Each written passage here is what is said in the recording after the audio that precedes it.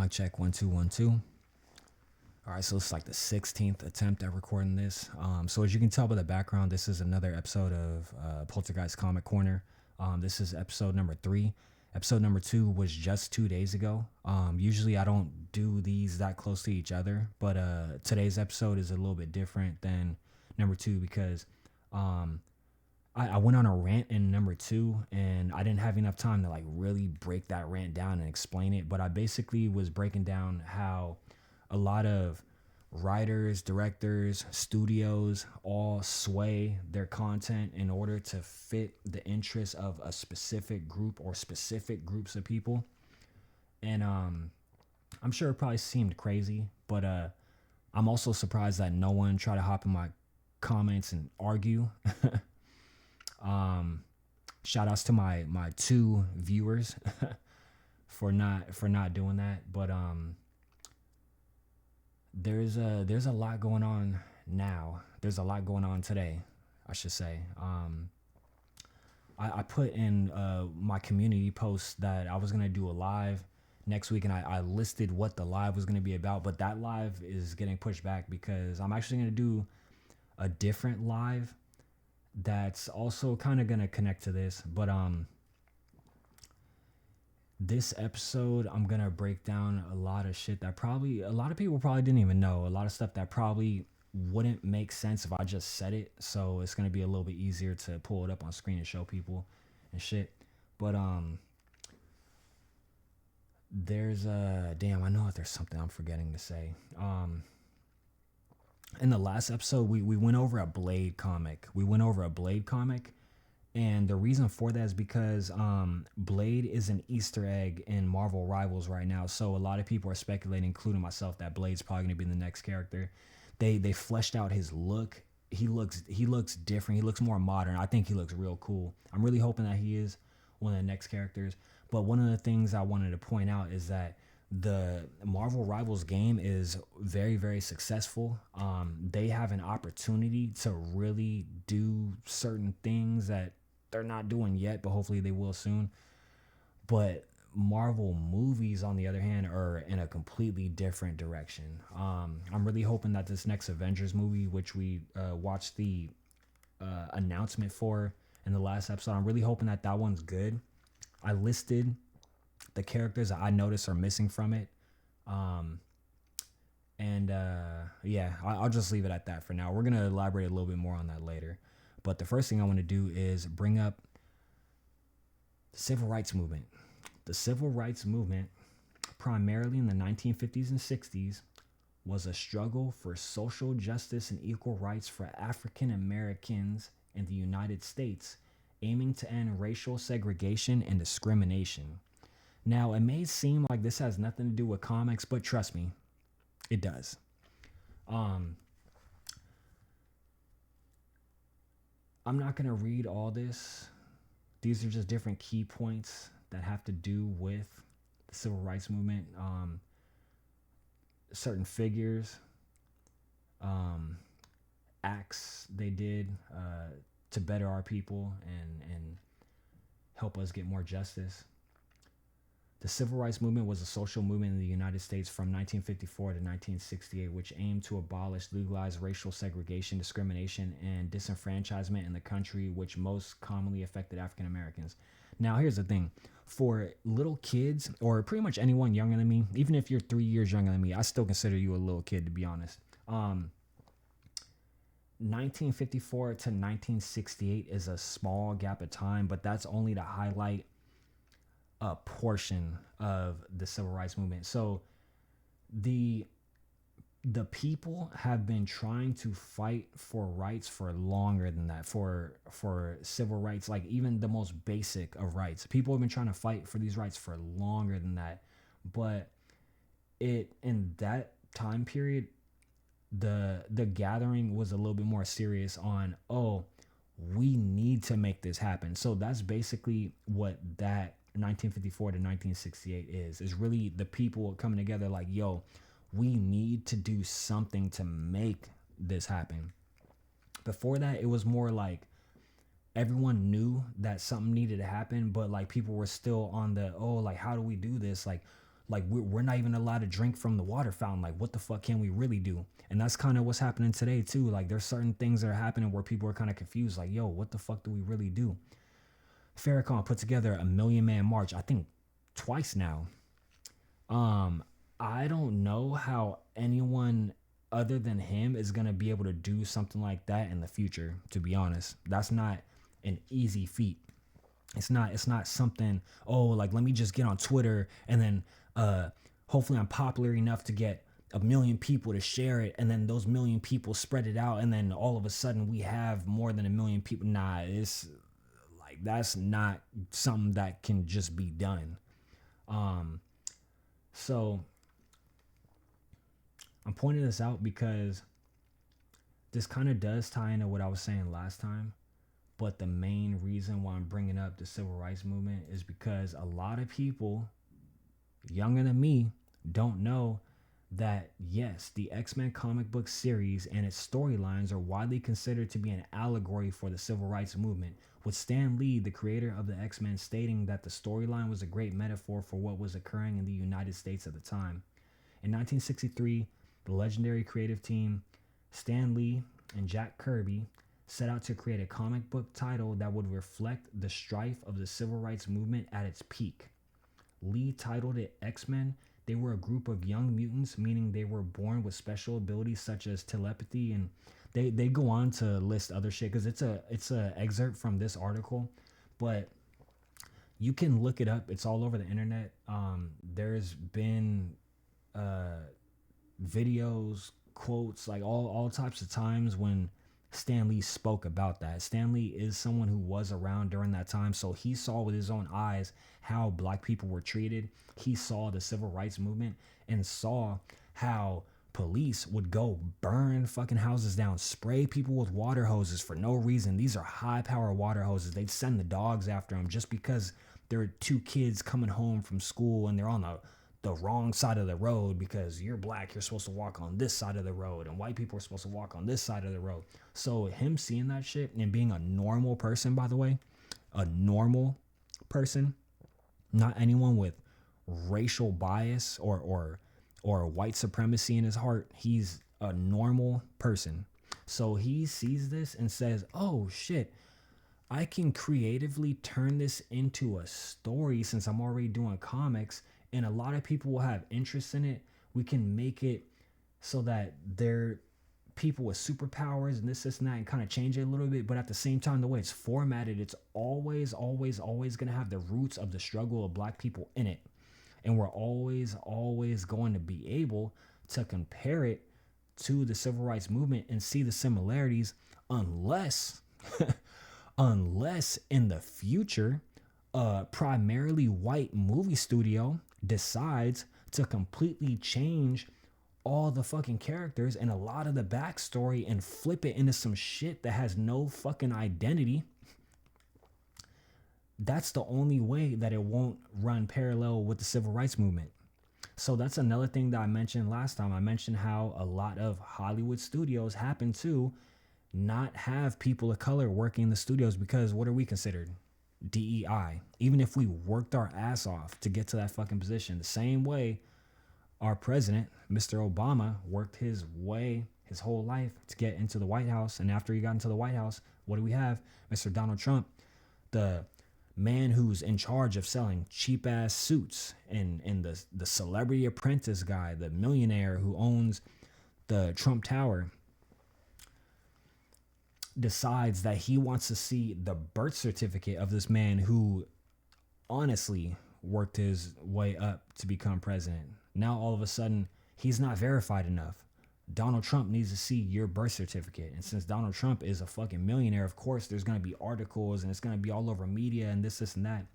So one day, Donald Trump and Seth Meyers happened to be hosting the presidential ball, and both of them kind of roasted Donald Trump a little bit. And at that moment, it was that moment when he was sitting in his comfortable seat, hunched over and shit, pissed the fuck off, realizing how stupid he fucking looks to society in general.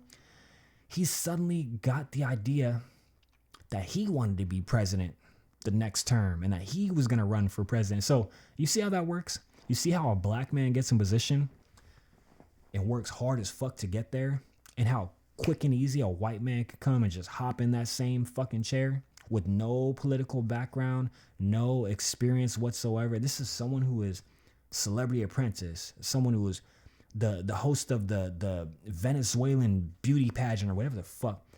So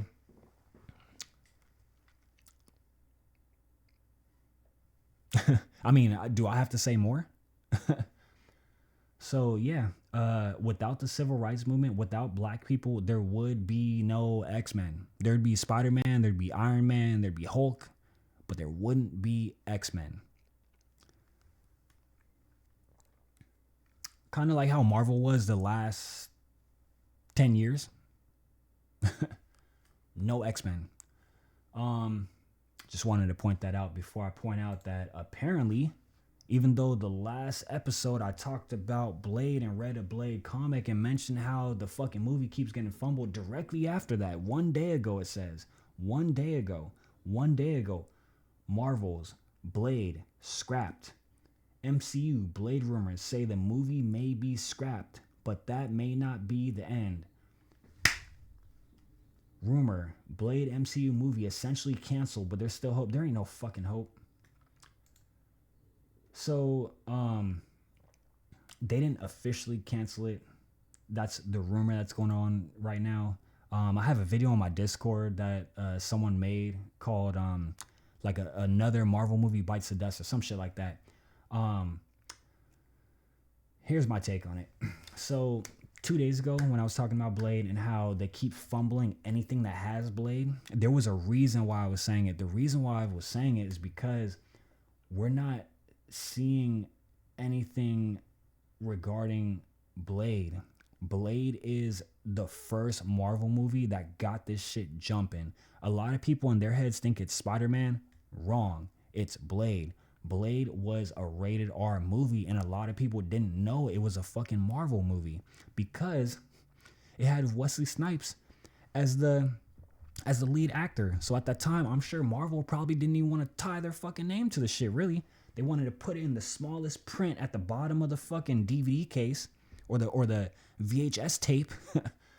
But that's the movie that kicked it off. It was a great movie. We just watched it 2 months ago. It still holds up.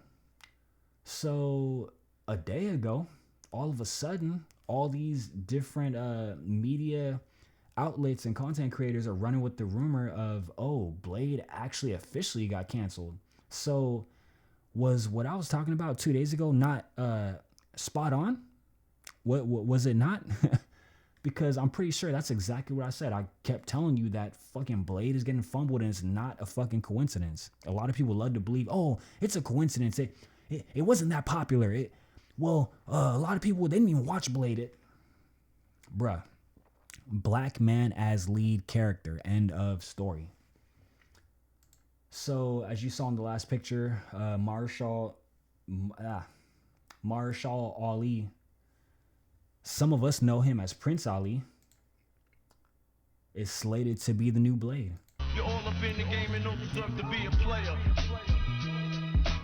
Haven't helped irrelevant, I pitch straight from the hip. Bullpen, brigadier, pedal with feather merchants. Sandblasting, catamaran right out the dry dock. Jack London ferry won't stop soaking your iPod. Fortune teller speakeasy splitters aim at the Cyclops. Duck season pellets and mullets, archery, fine arts. Louisville sluggers, they swinging, I'm throwing sidearm. Raleigh fingers, knuckleballers, home plate, argonauts. Talking like you're holding my stirrups up while I walk. Fanatics in the dugout get booted back to the bleachers. Colossus Coliseum, fluorescent pedigree peoples. Popping off the lip, pretending like you competing. Batter box strawberries, throwing knowledge at heathens. Saying they keeping it real, players faking the FEMA. Need to hang up their cleats, big league Adidas. You're minor. Man, listen. Listen.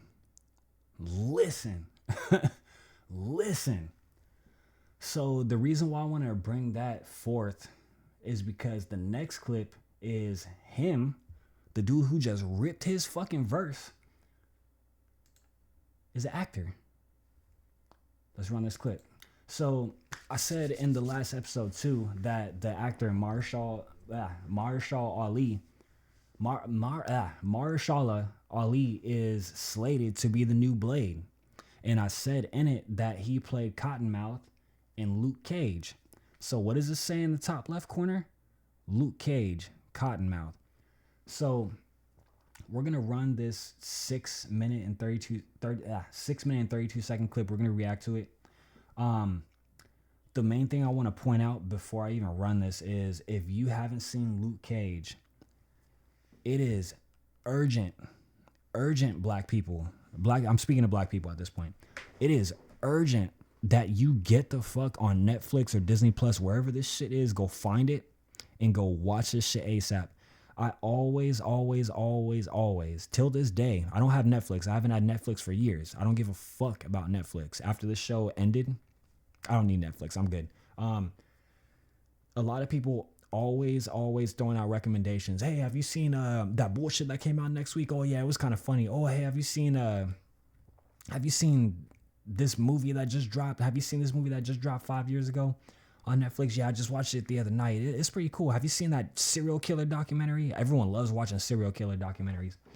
This right here is the shit you need to be fucking watching. If you love The Wire and seen the show The Wire and have been looking for something to kind of feed that, go watch this. You're out your fucking mind if you haven't seen it already. It's crazy that people aren't telling other people, yo, you need to watch this. I'm just gonna play it. You like my Biggie photo? Me too. You know what draws your eye when you look at that? The crown. Wanna know why?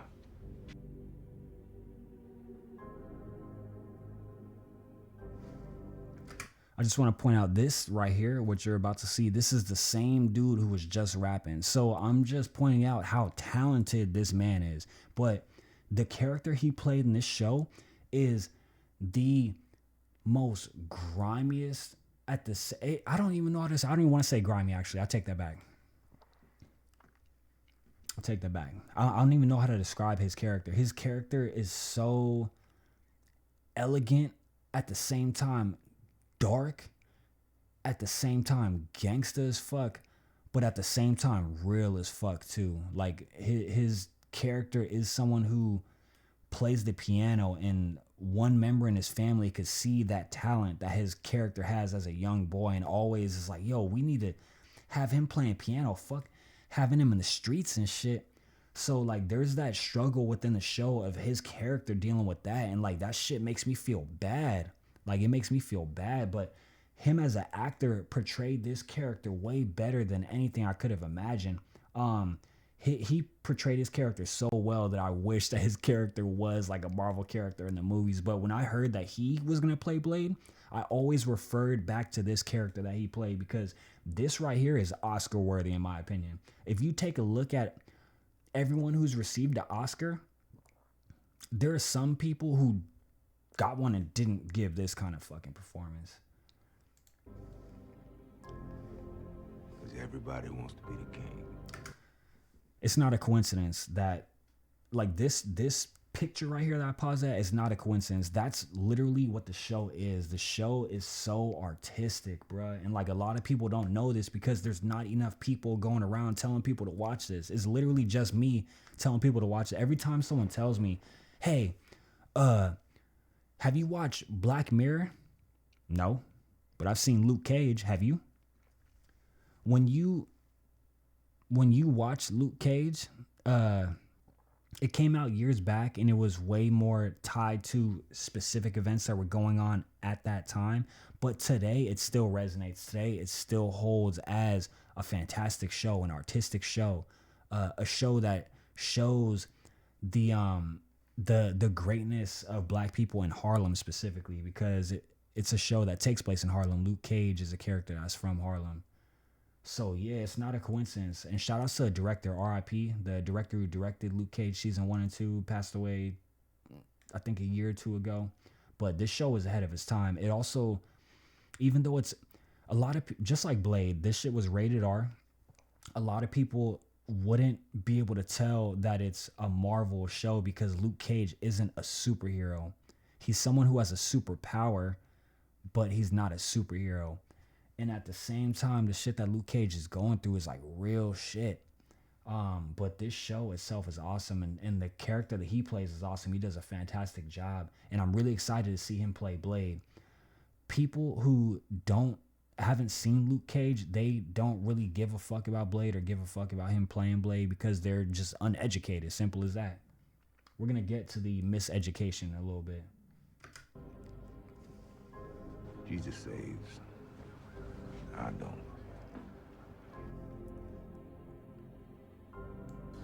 I'm all about the old school. You know, that eye for an eye, tooth for a tooth kind of thing. Fire and brimstone. Back then, do someone wrong, wasn't no begging and pleading. Just took care of it.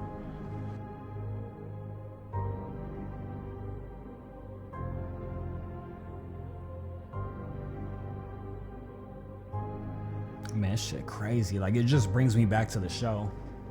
Because I remember his character really stood out. Like, that shit was just different. Still to this day, no one's touched that shit. Like, no one, like, I haven't seen a performance that really blew me away like this. And I laughed, too. You fools I love to baptize with that joint. This brother got more jobs than a Jamaican. The dude they just shown, damn, I can't remember his name right now. It's Theo Rossi. Theo Rossi played the character Shades. Shout outs to him. This dude right here. Yeah, that's Shades. That's Theo Rossi. Shout out to him. He's a dope actor too. When I was watching the show, I remember I was like, damn, he could be like the next Vin Diesel. Like, he could really take off if they start giving him work. But long story short, even this ties to what I said last time. Like, people of color don't end up in that much shit. Like, right now, Hollywood is fucking virtually dead. Like, I haven't seen a shitload of fucking summer blockbuster movies coming out these last couple years, ever since COVID. Like, the shit's been dead. Why isn't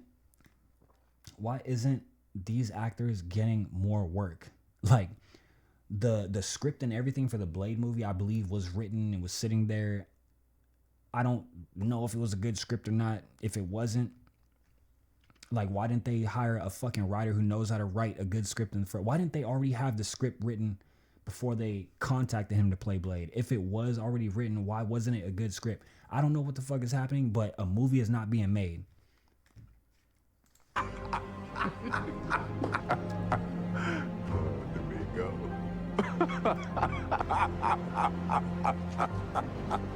What else do you call a skinny white bitch?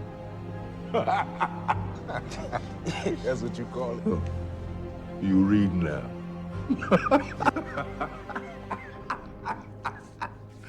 Yeah, thank you. Now I can hit you like a man. Yeah, he's a fucking monster. Kottonmouth, you coming? You know I hate that name. My name is not Kottonmouth!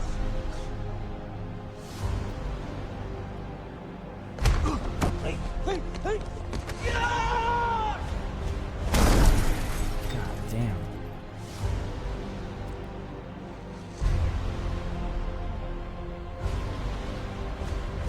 Like, this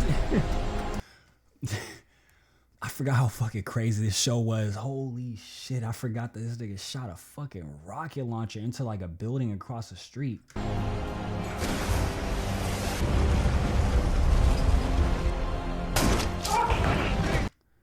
He just fucking headshot somebody in his own office. I forgot about that too. And like the way he did it too was... Homie was holding Twinkies or something. Like, what is this? A box? This is a box of Twinkies or a box of cigarettes or something. I can't remember. I gotta watch this shit back.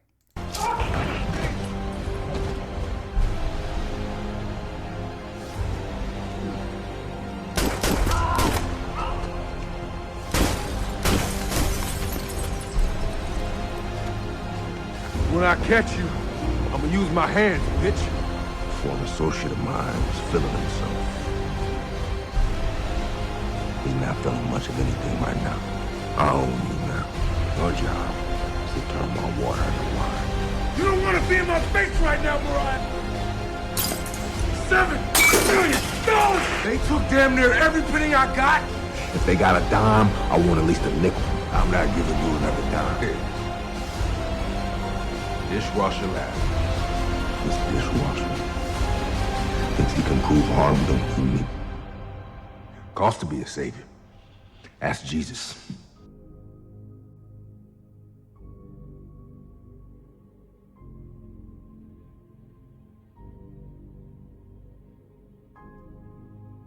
Yeah, this shit ill. Like, people don't, and this is just one character from that show. Like, that show had a lot going on, but like, it kind of reminds me of Blade in the sense that it's rated R. It's about some real shit. Partly. Papa's a friend. But it's something that Marvel could use to Deserves the best. tie into the movies and stuff. Put people like this on payroll, but no one wants black people to be Me getting and Henry funded by didn't see Disney eye for to some eye. reason. But I always had his back.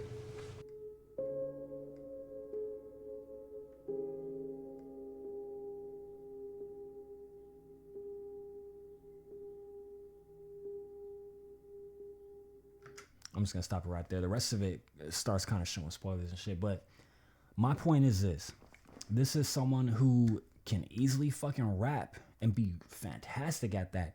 But this dude killed his performance at Kottonmouth. So I am 100,000,000,000,000% sure this nigga's about to murder his fucking performance as Blade. But for some reason, people constantly stay trying to shut that shit down and make it so that there's no Blade movie. That's the reason why we're where we are now. There is no Blade movie. So lots of times people give their opinions, specifically whenever black people are listed to receive money from Disney, whether they're put on the payroll or work their ass off to get into a specific point of being a certain actor for a role. For example, Blade, Mahershala Ali becoming Blade. As you saw so far, the only time he's worked has been in the 5 seconds at the end of the Eternals movie when you just hear his voice and they don't even fucking show him. All you hear is just his voice say one line and that's it. And after that, they was like, nope, we're gonna write the script for the movie. We're gonna pretend that we're gonna do it, but we're not gonna do it. We can't do that. All the fans who actually have computers and get online and get on Twitter and say negative shit, they're all gonna attack us if they see this black man on screen giving the performance of his fucking life to reprise the role that started all this money that we're taking in from the Blade movie, the first Blade movie, which started all the money that we're currently taking in from Avengers, Endgame, all that shit. The first Hulk movie with Edward Norton, all that shit was funded because Blade was a fucking thing. So having a black man in a position to be on payroll from a major corporation like Disney upsets a lot of people who happen to have social media. And because of that, it's a risk to put these people in a position that they rightfully deserve, especially after giving a fucking performance of their life that a lot of people can't match. I'm going to say it, his role in this show is Leonardo DiCaprio level of fucking acting. Recognize that shit. Go and watch the show. If you don't believe me, go watch the whole entire fucking show. So lots of times the people who give their opinion look just like this. This is Thomas Matthew Crooks. Rest in peace. The person who was accused of shooting at Donald Trump on his presidential, I don't even think he was president yet. I can't even remember where they were, but lots of times they look just like that. Whenever you see people complaining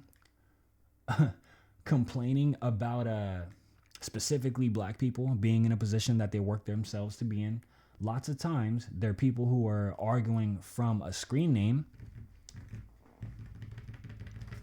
and when you actually see them in person, they look just like this. So today's topic is a woman who like she says in her video, is just stating her opinion. She's stating her opinion. There's nothing wrong with that. I'm stating my opinion right now. So there's nothing wrong with that. But before she states her opinion, and I'm saying she because it sounds to me like a white woman who's not really educated on what she's talking about. But she's stating her opinion like she says, and we're going to leave it at that. But we're just going to listen to what she has to say. And then it's going to tie back to what I said. Twisted up so tight that it becomes fused with their crotch orifice, but it's not that serious. I'm gonna say my opinion, and then I'm gonna go to sleep at night and do what I do outside of being on the computer and forget about it. This brings me to the trailer teaser that I saw. Wait, what she say? She's gonna go to sleep at night and then get on the computer and not think what? So it's kind of like what I just said. People getting on Twitter, getting real antsy. On Twitter about the specific character who was introduced in Black Panther 2. I don't know who this is. I know her name is Riri, but I don't know anything about the character, but it just feels like a Dollar Tree version of Iron Man. A Dollar Tree version of Iron Man. Of Shuri. We already have Shuri. I don't understand why they added this. You see how quickly two black people are shown on screen and then the complaints start rolling in? And well, let's go back. Let's go back just a little bit. Specific character who was introduced in Black Panther. So let me correct that. Riri Williams is a character that wasn't introduced in Black Panther. She is a character that does have a series of comics that started back in 2016 or 2017. So she's been around for a while. But the thing is, she wasn't supposed to be in Black Panther 2. She was actually added because Ryan Coogler, the director of the movie, knew that this white-owned corporation whose money all came from the success of Blade had no plans on ever putting her into anything and turning it into it. The comic was made and it got a little bit of success, and then after that people didn't really know about it. Just like she said, she didn't know about it. She don't know who Riri Williams is. A lot of people don't share it. Like I said, I already know the reason why. We all know that all us black people know the reason why a lot of people aren't sharing it, aren't trying to make it popular, aren't trying to make it a thing. So Ryan Coogler took it upon himself. Hey, I'm writing Black Panther 2. I have full creative control, which is something that he had to work his whole life to get. I have full creative control. I can do what I want to do. And what I want to do is fit another character in here. It's more realistic and easier for him to fit a character like Ironheart into Wakanda Forever than fitting someone like Luke Cage into it. Luke Cage is a character that's in New York. So it's up to Spider-Man's directors to hopefully think outside the box and include Luke Cage, because we already know they're going to put Daredevil in. We already know Jessica Jones has a higher chance and Iron Fist has a higher chance than and She-Hulk has a higher chance than Luke Cage ever being included in anything. But let's see what she has to say. Too. I don't know who this is. I know her name is Riri, but I don't know anything about the character, but it just feels like a Dollar Tree version of Iron Man. It feels like a Dollar Tree version of Iron Man. She could have said it feels very similar to Iron Man, but she, as a woman, hates women so bad that as soon as a black woman is put into position to do anything other than play basketball, it's a problem. Man, mixed with a Dollar General version of Shuri. A Dollar General version of Shuri. Like I said, we're trash apparently, so we have to be compared to Dollar Tree and Dollar General. That's all we know. Already have Shuri. I don't understand why they added this woman to undermine. So in her head, she thinks we already have Shuri. That's enough. It's problematic that we're adding another person who has the same skin tone as Shuri. She has no purpose because she is another woman who has the same skin tone as Shuri. Shuri's genius and Iron Man. It's like they merged Shuri and Iron Man together because I guess Shuri and Iron Man weren't good enough on their own, which is very annoying to me. But anyway, this woman was introduced in Black Panther 2, and in my... She says again that this woman was introduced in Black Panther 2. like I said, she wasn't introduced in Black Panther 2. She was written into Black Panther 2. She was already an existing character who has a whole backstory that we're going to get into in a sec. But Ryan Coogler took it upon himself to write her into this. When I saw this movie, I was so surprised that she was in it. I was like, oh shit, they put Ironheart in it. Holy fuck, that's crazy, because she doesn't really have, I mean, she has things to do with Wakanda later in her comics and stuff, but like the way they wrote it into this movie, I thought was fucking awesome. I was like, yo, this is dope as fuck. They did change her origins to fit her into this movie. And a lot of people might have a problem with that, which would be fair if they had a fair argument on that specific part. But as you can tell, the people who have problems with it are lots of times completely uneducated on it. My opinion, it just feels to me personally like it's in poor taste to come out with a character like this, because it almost feels like she's trying to cosplay as Iron Man while pretending that this character is better right after we lost him. I mean, we just listen to what she's saying. haven't even gotten time to really mourn Iron Man, because while we're in the middle of mourning him, not only have they introduced this character, but she apparently is better and more improved than Iron Man. And then to add insult to injury, they recast Robert Downey Jr. as someone else in an alternate universe, possibly who he would have become if he didn't become Iron Man or some crap like that. And he's like Doctor Doom now. So let me break this down.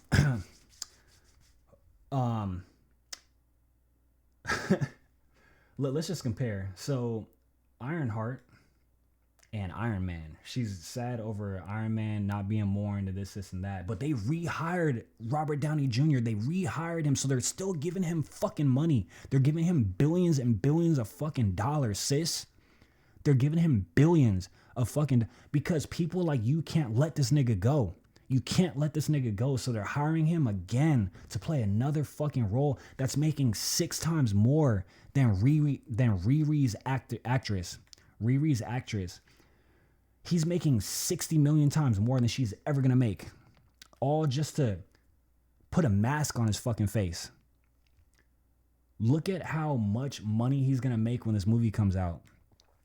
Riri is making crumbs. She's making crumbs. And you're talking about we haven't even mourned Iron Man. They killed him off. The writers, the studio, they okayed that shit. They killed him off. And then when money got tight, then he came back. He could have still played Iron Man, you know? He still could have. I mean, Jon Favreau and him each, I believe, get percentages of every single Marvel movie that comes out. So let's add an insult to injury. Even Black Panther, I'm pretty sure Jon Favreau gets money from that. Jon Favreau, for those who don't know, one of my favorite directors, directed the first 2 Iron Man movies, I think. So he wrote into the contract or whatever that any Marvel, anything that comes out, he gets a percentage of it. And I believe Robert Downey Jr. probably has that same thing. So even when they're not acting or directing, they still get paid off of this shit. So him coming back to be Doctor Doom, he's getting millions and billions of dollars off this shit, basically. So Riri Williams supposedly is a dollar store, Dollar General Iron Man. But if I recall correctly, her comics weren't even written by black. It's not like black people got a fucking opportunity to make a comic and said, oh, we're going to make a black superhero. No, they never put us in position to do that. It was 2 non-black people who decided, oh, you know what? All this shit is starting to feel the same. Let's add some flavor. Let's make a fucking character who... I'll let them tell it. Didado, and first appeared as her normal self in Invincible Iron Man Volume 3, Number 7 in 2016, and then would later appear as Ironheart in Issue 3, Volume 4 of Invincible Iron Man that following year. Riri Williams was born not long after the death of her father and would grow up with her sister Sharon, mother Ronnie, and stepdad in the South Shore of Chicago. She would be identified as a super genius at a young age of 5 years old. The key word being super genius at 5 years old. What was Iron Man's what was his story? He built his first Iron Man suit when he was an adult and already was a billionaire that owned a company that sold arms to terrorists across different countries. I don't remember anything in his history of him being a genius at age 5 at all. It seems like it seems like maybe she is possibly slated to be better than Iron Man, maybe. Old after having some behavioral problems in school, but her level of intelligence caused her to not have many friends, but she did make one, Natalie Washington, and then would be given a scholarship to MIT. Not long after, however, her whole family and best friend would be caught in the middle of a drive-by, causing the death of her best friend and her stepdad. She would then later start a secret project and challenge herself to... That sounds a lot like real issues that black people go through in America even today. I mean, if you look up the story of Ahmaud Arbery, someone who was killed during Donald Trump's last presidency, these are issues and things that are still going on today. And that's the reason why I urge everyone to watch Luke Cage. There's specific things happening in that show that relate to things that are happening today. And they really do take a moment in that show away from the comic and the story and all that shit to really address something that was going on at that time that is still going on today and is most likely going to happen during this president's second term. Build her own Iron Man suit by stealing materials from around her school campus, but when security caught on to her, she used the armor and flew away. So the reason why I want to show that part right there, that's the part that differs from her origins in Black Panther Wakanda Forever. They really did write her into that movie, and it's cool how they fit her in there, but her original origins is that she built her own fucking suit. On top of that, I don't know if they mentioned it in this video, but she's actually number one at Robert let's see, let me go back. In one of the Avengers movies or one of the Iron Man movies, it might have been Civil War, Robert Downey Jr. has a college tuition program, and there's like a whole bunch of students there, and they're all listening to his speech, and he's showing them like a hologram of like him and his mom and dad. I think it was Civil War. She's supposed to be one of those kids at that shit because she's supposed to be the number one genius who actually gets help from Iron Man. Iron Man himself helps her after he sees the suit and all that shit and realizes what level of intelligence she's at. During her escape, she would encounter a few escaped inmates and end up wrecking her armor. Tony Stark would then visit Riri and endorse her aspirations to becoming a superhero, and she would end up assisting Iron Man during the second Civil War event fighting against Captain Marvel. There it goes right there. I'm gonna just leave that how it is. This video is up for anyone who wants to see it. The comic book history of Ironheart, Riri Williams. But yeah, she got her shit out the mud. She's a genius. She's a genius. She's in college.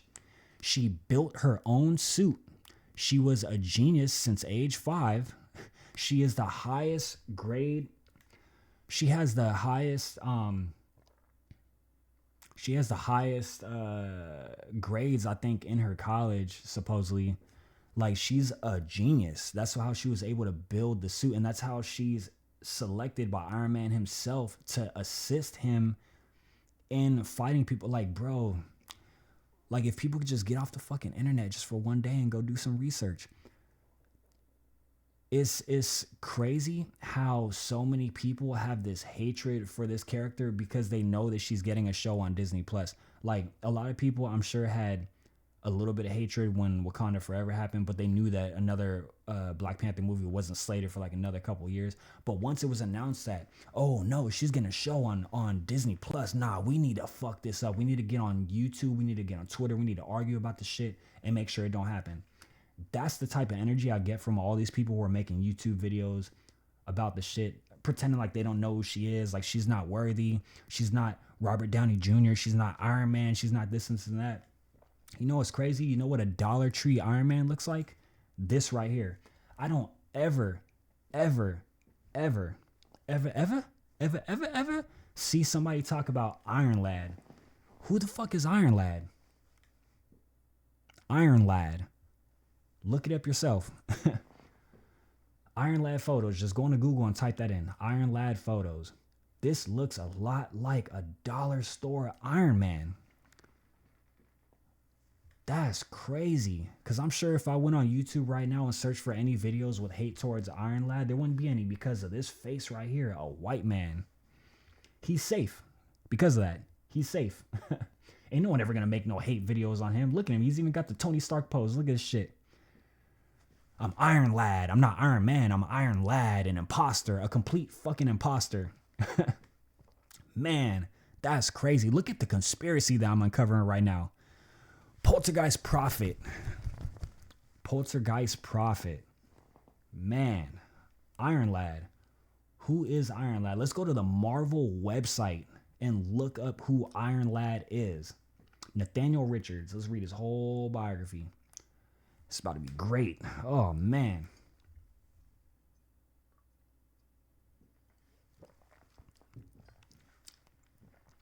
In the year 3016, on the technologically advanced alternate Earth known as Other Earth, 16-year-old robotics student Nathaniel Richards, I want to say 16-year-old, pay attention to that. Riri Williams built her suit when she was 15. So, who's the dollar store Iron Man? 16-year-old robotics student Nathaniel Richards was rescued from a life-threatening situation by his future self, the time-traveling despot Kang the Conqueror. Kang, hoping to change a very painful moment in his life, outfitted his younger self with a suit of psychokinetic armor that responded to his thoughts and gave him a glimpse of his future as a conqueror. Horrified at the death and destruction caused by his future self, young Nathaniel rejected Kang's help and used the armor to escape and hide in modern-day Earth 616 reality, hoping to find the Avengers so they could help him take down Kang. However, once young Nathaniel reached the present day and ventured towards Avengers Mansion, looking for help, all he found were the ruins left behind from the disassembled tax from an insane Scarlet Witch. Calling himself Iron Lad, Nathaniel attempted to contact some of the individual Avengers but met with no success. Realizing that he couldn't travel further back in time due to a glitch in armor or perhaps due to mystical interference from the Scarlet Witch, Nathaniel set out to find help wherever he thought possible. He used his armor to track down the body of the Vision, who had also been destroyed during the disassembled attacks. At a Stark Enterprises warehouse, Nathaniel then linked his armor to the Vision's body and downloaded all of his programming, including the Avengers protocols, a series of files on the next wave of young Avengers who are all superpowered youths with either some significance to the Avengers themselves or to the Avengers history. Iron Lad used this data to recruit 3 young Avengers who resided in New York City. These 3 were Elijah Eli Bradley, the Patriot, William Billy Kaplan, the Asgardian, and Theodore Teddy Adelman Hulkling, leading the quartet of young heroes on several missions in an attempt to train them in for their impending showdown with Kang. Learning of the existence of the young Avengers, Captain America and Iron Man set out to stop them before they got themselves hurt. They also attracted the attention of Daily Bugle employees Kat Farrell and Jessica Jones, as well as wannabe heroes Cassandra, Cassie Lang, later Stature, and Kate Bishop. After Bishop and Lang joined the quartet, they wandered to Avengers Mansion to confront Captain America, Iron Man, and Jessica Jones about their futures as heroes.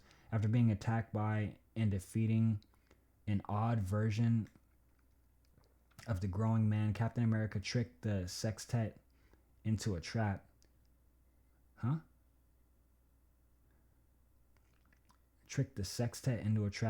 Confiscating their weaponry and... I think that means like all 6 of them. Confiscating their weaponry and imprisoning the young Avengers inside the mansion while he and Iron Man and Jones figured out what to do. Then Kang showed up. Kang demanded he be given his younger self before more damage was inflicted to the time stream. Escaping from the imprisonment, the young Avengers picked up some weapons and attacked Kang alongside Cap, Iron Man, and Jones. The young Avengers also figured out how to activate the Vision's programming inside the Iron Lad armor. During the skirmish, Iron Lad stabbed Kang through the back with the sword of the swordsman. Once Kang was dead, reality began to flip out even further, causing the Hulkling to disappear. Deciding that he had to accept his fate, Iron Lad had the remaining young Avengers open a portal to send him back to the time he left. Iron Lad kissed Cassie Lang goodbye and entered the portal, but left the Iron Lad armor behind. Now the Iron Lad armor has merged with the Vision's programming, creating the new Vision, who has since joined the Young Avengers. Whether or not the experiences of Iron Lad as a young Avenger will affect the memories of or behavior of Kang remain to be seen, but it does appear as if Kang has a vested interest in the activities of the young Avengers. I'm gonna keep it real. That shit that I just read is boring as fuck. Oh, that was boring as fuck. So this is the dollar store Iron Man that Caucasian people fail to put any sight or vision or eye on at all. Instead, all the hatred is towards Ironheart, someone who, like I said, was a genius since age 5 and built her own suit and this and that. I'm gonna be real excited when her show comes out on Disney Plus, but we all know that it's gonna get more hate than She-Hulk. No matter how good the show is, it's automatically slated to get more hate than She-Hulk because people hate black people that much. Simple as that. So another thing I spoke about in the last comic book corner was Thor Love and Thunder. So I know that Taika Waititi directed it, same as how he directed Thor Ragnarok, which was a fantastic movie. But this movie, however, was one of the worst Marvel movies I've ever seen. It was worse than The Dark World. Surprisingly, I didn't think a movie could be worse than Thor Dark World. But this was a movie where they brought back Natalie Portman to reprise her role. And to be honest, she had been missing from all the Avengers movies. She'd been missing from a lot of movies for a while. And it kind of made no sense to me. She wasn't in Thor Ragnarok for some reason, which made no sense to me. Did they not have enough money to pay her? Natalie Portman, by the way, for those who don't know, is a legendary actress. She was in the movie The Professional with John Reno. She's been in several movies. Black Swan, received tons of awards. To me, she was a main character in the Thor franchise. So them to do Thor Ragnarok and not have her in it was, to me, the dumbest fucking decision ever. Even though Thor Ragnarok, I love that movie. Not having her in it, dumb decision. Instead, we've got, what's his name? Korg? Like, bro, what? And like I said in the last one, this is why you need people of color on the fucking board of decisions. Taika Waititi was a writer on this, along with, wait for it, a Caucasian woman.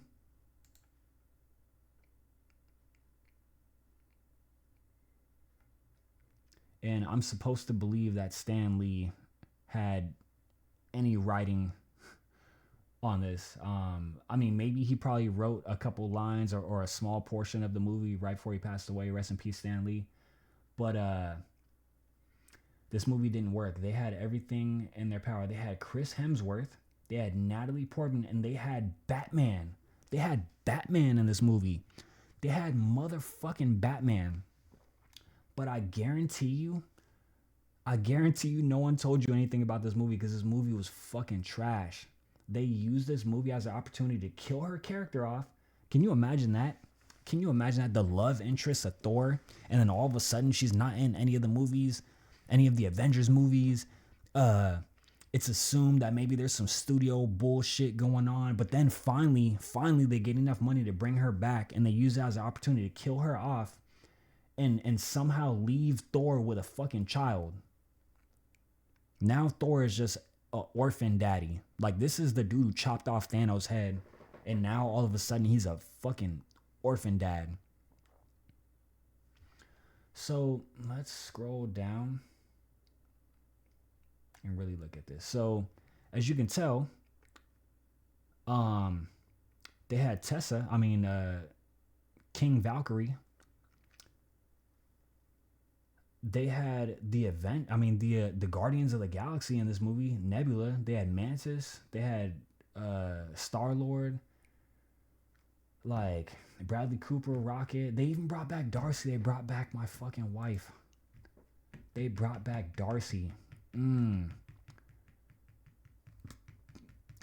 was so happy to see her. I was like, oh, damn, they brought her back too. Holy shit. But, like, it's a fucking fumble. They keep fumbling shit like this. So let's look at Thor Ragnarok. Taika directed it, but he wasn't one of the writers. Before I even click on them, I'm sure you can guess what they look like.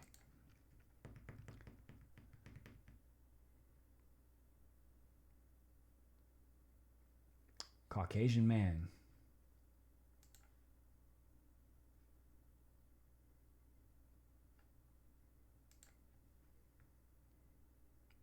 Caucasian man.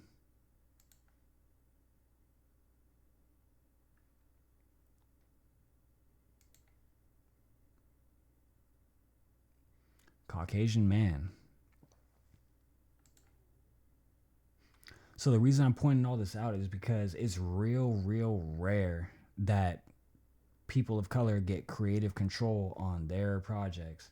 So with the success of Thor Ragnarok, they finally decided, hey, let's give Taika a chance to write. Let's give Taika a chance to write a movie. So he's listed as one of the writers, but realistically, I don't believe that. I don't really know how much he actually got to write, and that's the reason why I said what I said in the last one.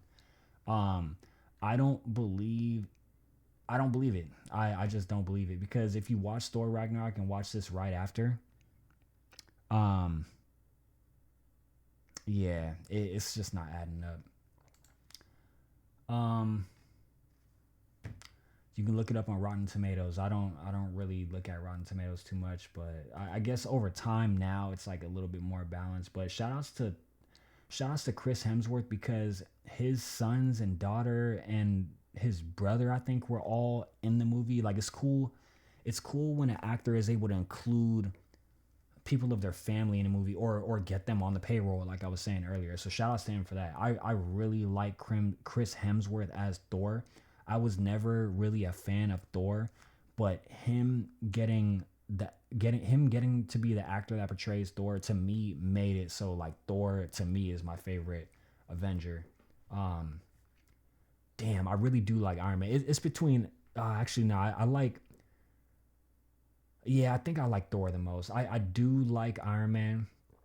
I like how Robert Downey did Iron Man, but I really wish that he was Iron Man a little bit longer. But now he's gonna be Doctor Doom, so we're gonna see how that goes. I mean, he's still safe. He's still he doesn't have to struggle or grind to get to a position like the actress who plays Ironheart has to.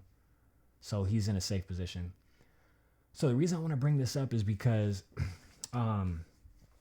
that person who did that video calling Ironheart the Dollar General Iron Man, I don't know if she's aware that lots of times they completely switch the story from the comics for these movies. For example, Ragnarok, Thor Ragnarok. You know, we just saw that poster for that movie, and a lot of you have probably seen it. I own the movie. There's no part in that movie at all where Ragnarok is a supervillain appearing a cyborg clone of the hero Thor. Ragnarok has a similar appearance and abilities, but uses them in opposition to the established heroes. Let's read about that. As you can see in this picture, Daredevil and I don't know that other person are defeated, standing under Thor. So this is gonna get deep. This is gonna get deep. I'm gonna read this. When the real Thor was missing in action and presumed dead. By the way, Thor's always fucking missing in action. What the fuck is up with that? The comic that I'm about to get into after this, same thing. Like, this nigga's gone. Like, he's always fucking gone. Like, he be in his own world. Even in the movies, that's one thing they kept. Like, he's always in his own world. Like, dude, and I'm not talking about Asgard, his own world. I'm talking about, like, in his head when Loki's not around. Like, this nigga be drifting the fuck off. Thinking about Natalie Portman's character. I forgot her, Jane. He'd be thinking about Jane all the time. When the real Thor was missing in action and presumed dead, Tony Stark took one of Thor's hairs, which he had retained from the first meeting of the Avengers. He helped Reed Richards and Hank Pym clone the Asgardian DNA within while fusing the clone DNA with Stark Industries technology. So Reed Richards is Mr. Fantastic, who is in Marvel Rivals now, and Hank Pym is Michael Douglas's character in Ant-Man, he's the original Ant-Man. He's the scientist who built the Ant-Man suit. So Tony Stark got some of Thor's hair and basically helped them build a clone of Thor with Stark Industries technology. This resulted in the creation of a new cyborg clone of Thor. The clone was put into action during the superhero Civil War. The clone was put into action during the superhero Civil War, being sent to battle anti-registration heroes. So I'm gonna leave the mouse there. So if you remember in Civil War, I forgot what they had them, but they had the papers that they wanted. It was like a government document that they wanted all the superheroes to sign to basically register them, so that they would work under specific rules and regulations, basically. And like that was the whole struggle with the Captain America Civil War movie. And the Civil War movie still is a flipped story from the superhero Civil War in the comics. That is a whole another video I might have to do in the future, but just know that like this Ragnarok, like this is the alternate, this is the comic book version of what I thought the Ragnarok movie was going to be. But when I saw it, they completely changed the story. It was still a great movie. Like it was a great movie, but this story that I'm about to read the summary of is something they still should have considered making a movie about. The heroes were easily brought down by the cyborg clone. So back to the anti-registration. So the heroes who didn't want to register, they sent a clone of Thor after them to take them on, because since they're superheroes and they're basically not abiding by the superhero laws, they're basically outlaws at this point. They're basically like, nah, fuck these police. They're not pulling me over. Just keep driving. So they built a fake Thor clone with Stark Technologies to take them down. The heroes were easily brought down by the cyborg clone, but Hercules helped the heroes to escape. The battle got out of hand when the clone killed Goliath.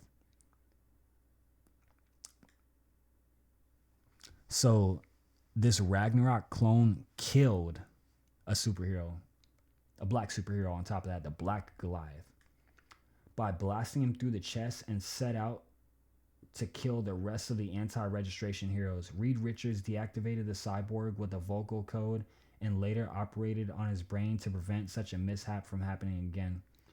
The cyborg clone of Thor returned during the final battle between the pro and anti-registration heroes. He faced off against Hercules and Storm, who defeat the cyborg clone by ramming his own hammer into his skull, claiming it was an insult to the Odin's son and yelling at the cyborg clone, "Thou art no Thor." The clone's remains were taken to Camp Hammond and stored in the laboratory for experimentation. Baron von Blitzschlag tells Pym he admires his work showing the Thor clone to demonstrate this.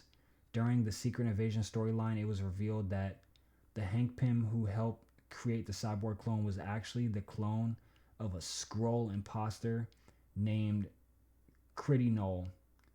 So if you remember the Skrulls, they were the people from Secret Invasion. And if you saw Secret Invasion on Disney Plus, that shit was fucking trash. But one of the Skrulls transformed into Hank Pym in order to do this because they had an ulterior motive. Critty Knoll had placed a program into the clone Thor's remains as a contingency in case of the invasion's failure. Unless a special code which only the Skrull knew was input, every 18 days the cyborg clone would reawaken. With the clone of Critty Knoll's death during the invasion, this event came to pass during the Dark Reign storyline. Malfunctioning and believing himself to be the true Thor, the cyborg clone believed he had been imprisoned in Camp Hammond. He threatened Baron von Blitzschlag into returning his hammer to him and set out to destroy the Initiative. So the Initiative is like...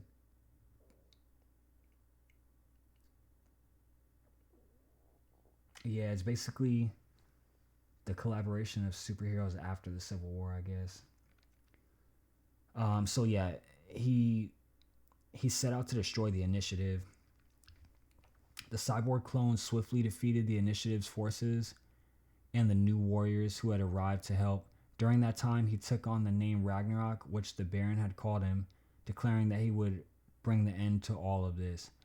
Ragnarok was only stopped when von Blitzschlag, whose electrical powers made him immune to Ragnarok's lightning, arrived on the battlefield. The Baron showed Ragnarok footage of his creation and showed him that the real Thor had returned and had formed a new Asgard above the city.